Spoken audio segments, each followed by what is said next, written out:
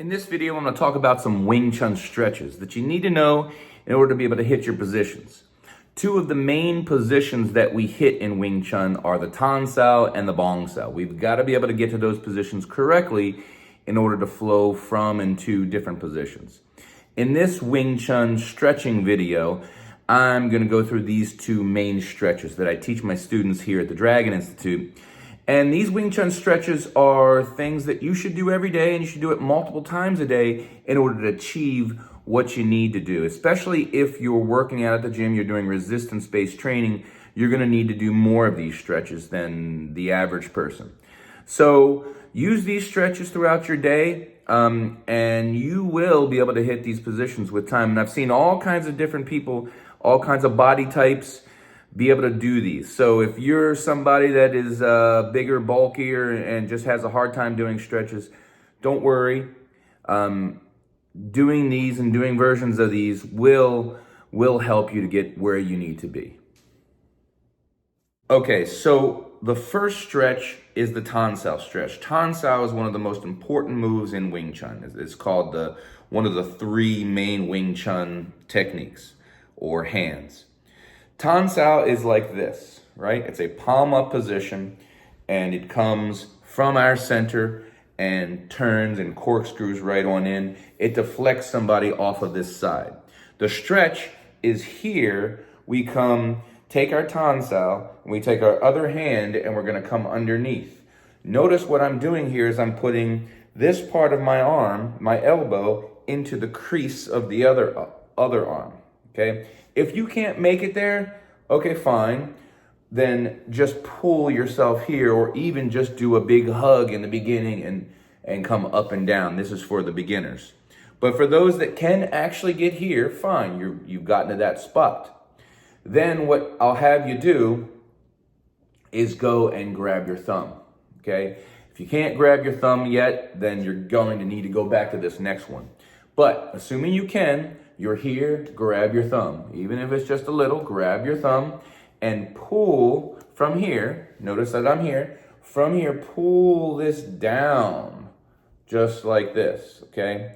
From this spot, it doesn't matter where your shoulders are up or down, doesn't matter. Just try to get to this position. If you want to go further, fine. You don't have to. Just grab your thumb or the meat of the thumb here. Then from here, extend. Extend, and this is a very important part of this stretch. Once you get here and extend out, and do that a bunch of times to allow your arm to be able to get into this position. This also helps you in the Tan and the Fuk Sao too. The Fuk Sao is basically the same elbow position as the Tan Sao. It's just you're defending against this side.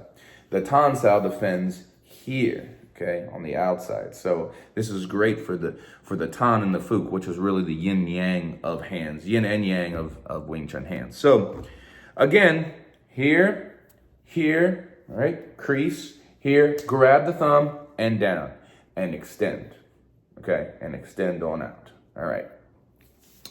The second of the two stretches is the Bong Sao stretch. Now the Bong Sao is a hand that's like this that deflects. It uses the elbow to deflect something, okay? It's a transition.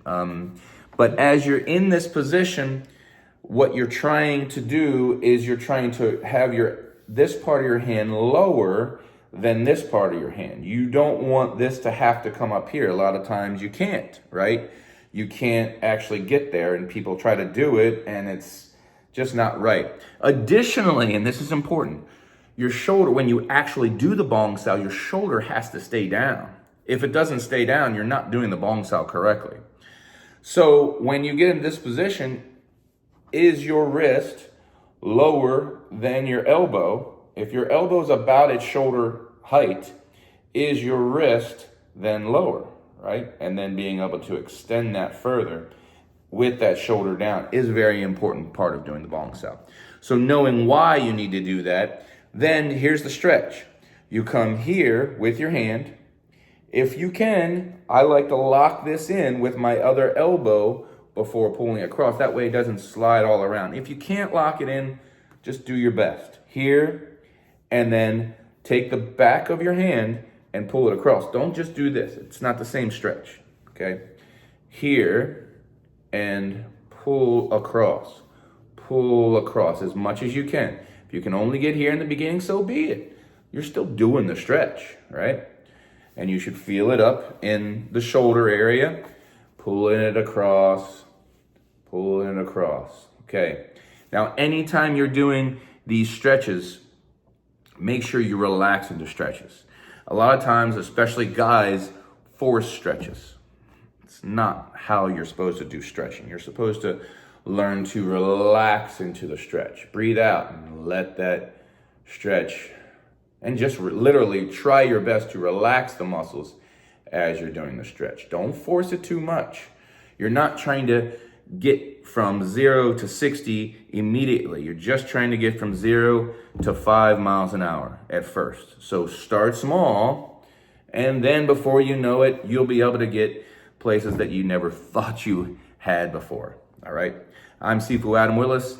And if you're interested in my online Wing Chun course, I have a 90-day course specifically for beginners that takes you through Sunim Tao, the first set of Wing Chun, the first and most important set of Wing Chun. Sunim Tao, the whole form, step by step. And then I also actually take you into the wooden dummy. A lot of times people wait longer to teach the wooden dummy. I teach it right up front. I think it's too important to save till later. I'm going to go through simultaneous attack and defense moves. I'm going to go through even the beginning of sticky hands work, understanding energy and pressure, how to respond. Concepts, important concepts. Wing Chun is its concepts. Structure, important structural elements that too many people miss. Anyway, that's my Wing Chun course, and it's at wingchunlessons.com. I'm Sifu Adam Williss, founder of the Dragon Institute. Thank you so much for listening, and let me know if this has helped you and how else I can maybe help you with future videos. All right. Thank you much.